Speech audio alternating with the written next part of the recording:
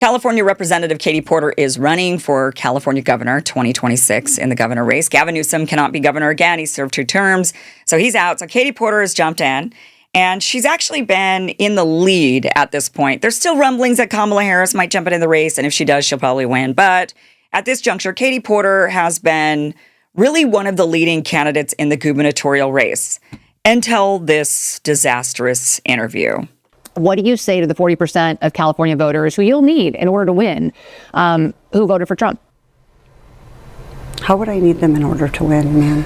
Well, unless you think you're going to get 60% of the vote. You think you'll get 60%. Everybody who did not vote for Trump will vote for you. That's what you're saying. In a general election, yes. If it is me versus a Republican, I think that I will win the people who did not vote for Trump. What if it's you versus another Democrat? I don't intend that to be the case. So how do you not intend that to be the case? Are you going to ask them not to run? No, I'm saying I'm going to build the support. I have the support already in terms of name recognition. And so I'm going to do the very best I can to make sure that we get through this primary in a really strong position. But let me be clear with you. I represented Orange County. I represented a purple area. I have stood on my own 2 feet and won Republican votes before. That's not something every candidate in this race can say. If you're from a deep blue area, if you're from LA or you're from Oakland, you don't have an experience. But you just said you don't need those Trump voters. Well, you asked me if I needed them to win. So you don't think I feel like this is unnecessarily argumentative. What is your question? The question is the same thing I asked everybody, that this is being called the empowering voters to stop Trump's power grab. Every other candidate has answered this question. This is not correct. And I said I support it. So, and the question is, what do you say to the 40% of voters who voted for Trump? Oh, I'm happy to say that. It's the do you need them to win part that I don't understand. I'm happy to answer the question as you have it written, and I'll answer it. And we've also asked the other candidates, do you think you need any of those 40% of California voters to win? And you're saying, no, you don't. No, I'm saying I'm going to try to win every vote I can. And what I'm saying to you is that... Well, to those voters, okay, so you... I don't want to keep doing this. I'm going to call it. Okay. Thank you. You're not going to do the interview with us? Nope, not like this. I'm not. Not with 7 follow-ups to every single question you ask. Every other candidate has answered our follow-ups. I don't care. I want to have a pleasant, positive conversation in which you ask me about every issue on this list. And if every question you're going to make up a follow-up question, then we're never going to get there. Ms. And Porter, we're just going to circle around. I am an investigative I have never reporter. had to do this before, ever. You've never had to have a conversation with to end an reporter? interview. Okay, but every other candidate has done this. What part of I'm me? I'm running for governor because I'm a leader. So I am going to make... So you're not going to answer questions from reporters? Okay, why don't we go through? I will continue to ask follow-up questions because that's my job as a journalist, but I will go through and ask these, and if you don't want to answer, you don't want to answer. So nearly every legislative... I don't want to have an unhappy experience with you, and I don't want this all on camera. I don't want to have an unhappy experience with you either. I would love to continue to ask these questions so that we can show our viewers what every candidate feels about every one of these issues that they care about. And redistricting is a massive issue. We're going to do an entire story just on the responses to that question. And I've asked everybody the same follow-up question. I mean, just really, why get so hostile about these questions? Why is Katie Porter so hostile about, I mean, for one, the entitlement, right? I don't need those voters. That's like Hillary saying a basket full of deplorables. This was her moment. This was her basket of deplorables moment. And secondly, for her to say, I have name recognition. So I mean, this is what the establishment embodies. And I'm not calling Katie Porter establishment because I'm going to actually show you why she's not really establishment. But nonetheless, these are the talking points. This is how Democrats. This is the problem with Democrats is that they felt like I don't need all of these voters that are the deplorables, and I've got name recognition, so it's my turn. It's like it's her turn situation. But Democrats need to get out of this mentality. Democrats need to realize you have to fight for every voter, and you need to represent every voter. And that is, you should be wanting to try to go after those Trump voters in your district. That's who you should be going after, rather than just playing to the partisan divide and only serving part of the state. You should actually go after everybody and try to have policies and get everybody to understand that you want everybody to win. So more videos have resurfaced, and it turns out that this was actually mild compared to this one, for example. And the state could lose. Get out of my fucking shop. it's not that it's electric vehicles, it's that if we don't meet the commitments under the Paris Climate Accord. Okay, it does. Okay, you also were in my shot before that. Stay out of my shot. Okay, I'm going to start again with electric vehicles saving us money. Perfect. Can we just watch that again just because it's so funny? Get out of my fucking shot. I wanted to tell you that Really just, oh boy, okay. This isn't the end. It turns out, I mean, I think her staff hates her. The video that we just watched, the disaster interview, that was released apparently by an employee, like one of her staffers. And this video was also released by one of the staffers. I mean, the staff just must not like her at all because they keep leaking these videos. And this text message, here's a text message. This was a staffer that she let go of because the staffer didn't test for COVID in 2022, failed to submit the test, didn't have any symptoms, but still Katie Porter required everyone to be tested and she failed to do that. And this is what Katie actually says to her in these text messages. She says to the person named Sasha. She says, "Sasha, I cannot allow you back in the office given your failure to follow office policies. Cody will be in touch about having your personal effects shipped or delivered to your home and will lay out your remote work schedule and responsibilities for your last few weeks." So she's fired her. Now, Sasha writes and says, "I understand. Thank you for the last 2 years." So she's been with her for 2 years. "Thank you for the last 2 years and all that I've learned. I hate to have disappointed you in the manner, as I know it isn't an excuse. I had found out my friend from the Navy had been murdered, and my head was not in the best place. Not an excuse, but the reasoning for the lack of forethought. I appreciate everything this office has done for me." And Katie Porter's response to that was, "Well, you gave me COVID. In 25 months, it took you not following the rules to get me sick. My children have nobody to care for them." How does she know that Sasha gave her COVID? She doesn't. She just accused her of giving her COVID because Sasha didn't test. And so she's just now saying, "Then you gave me COVID." Totally unhinged. Obviously not a very good person. Her husband agrees, her ex-husband agrees that she's not a good person. Apparently she threw scalding hot potatoes on him. She was very abusive.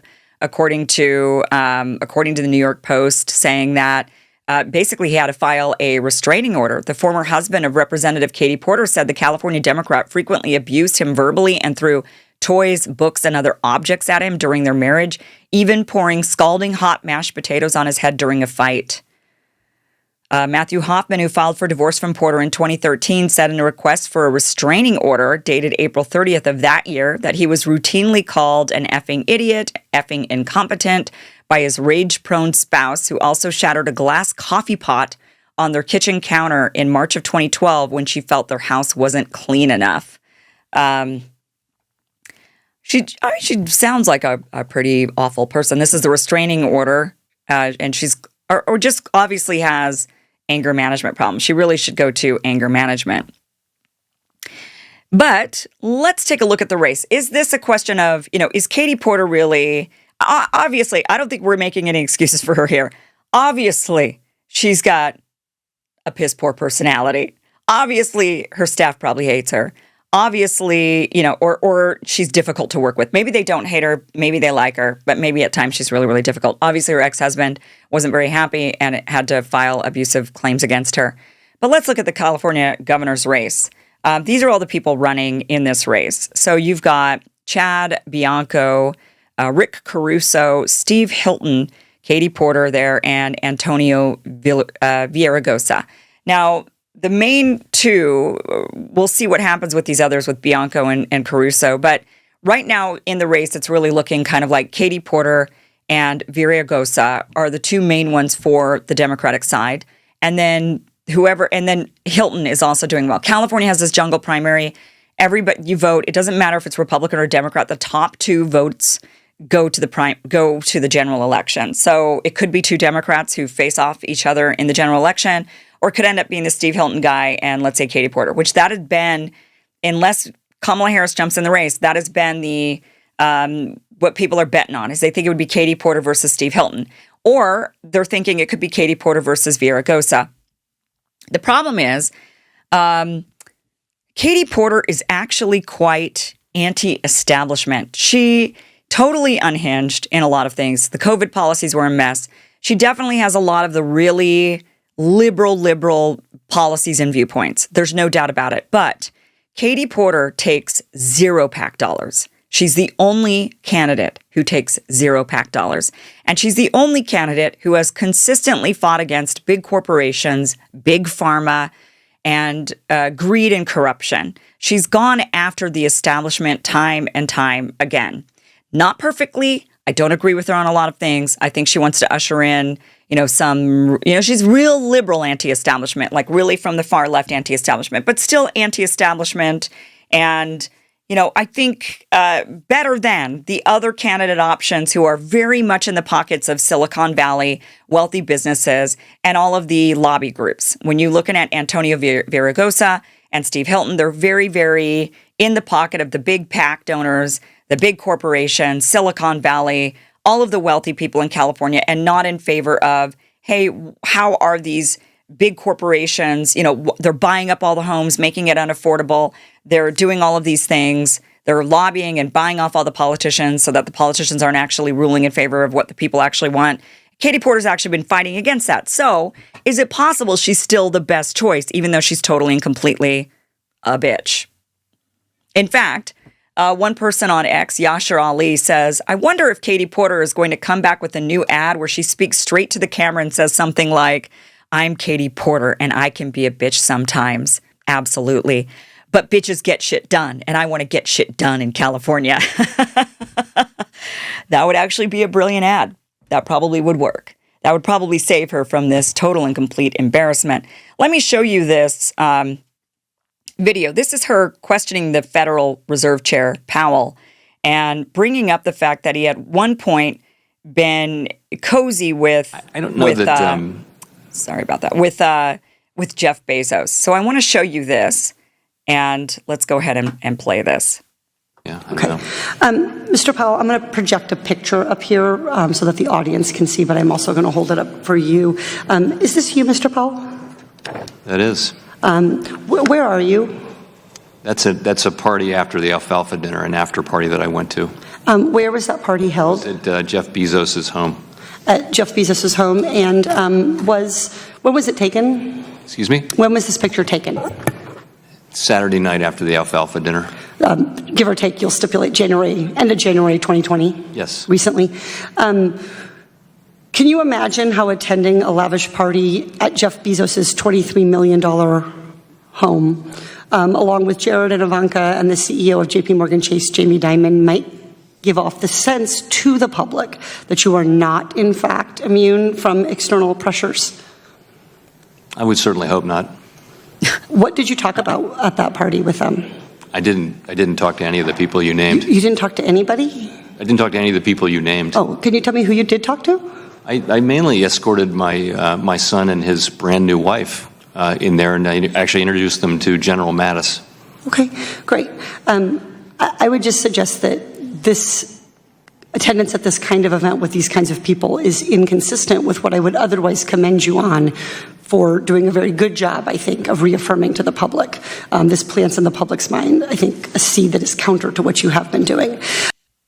So there she is, calling out power and saying, hey, here you are, the Fed chair. Are any of these powerful people who are rich influencing any of your decisions? And his answer was no. And she says, and then she pulls up this picture and says, here you are partying with Jeff Bezos at his house. And these are the types of questions we want asked. These are actually good. Again, I don't agree with Katie Porter on a lot of things, but I do think that if I have to choose between Katie Porter and Villaraigosa, for example, hot temper be damned. I guess I'd choose Katie Porter. Not my favorite, not my first pick by any means for the state of California. There's a lot of other people that I would prefer to be in the race, but when you have to choose, I would like to choose the anti-establishment, the ones that aren't taking a bunch of money. She's not pro-Israel. She doesn't take AIPAC money. She's not in the pocket of Israel. She's not in the pocket of large money donors. And that to me is better than the other options, even though she has this really scalding mashed potato hot temper. I'm a bitch. Absolutely. But it takes a bitch to get things done. I'm Katie Porter. Vote for me. Maybe that will work. I don't know. But this definitely is a bad look. Maybe she could turn it around. Curious what you think. I mean, I get it. Not the best options, but of the options, curious of what you think of her. Would you rather have her or Kamala Harris? I mean, really, think of it. Think of it like that. And you have to pick. You can't just say, oh, neither. You can't say that. That's not the option. You have to say, are you going to choose Kamala Harris or are you going to choose Katie Porter? Of course, you could choose not to vote at all, but you're going to end up with one of them. So which one would you rather be under the rule of? That's the big question. And for me, even with all of this, it's still Katie Porter.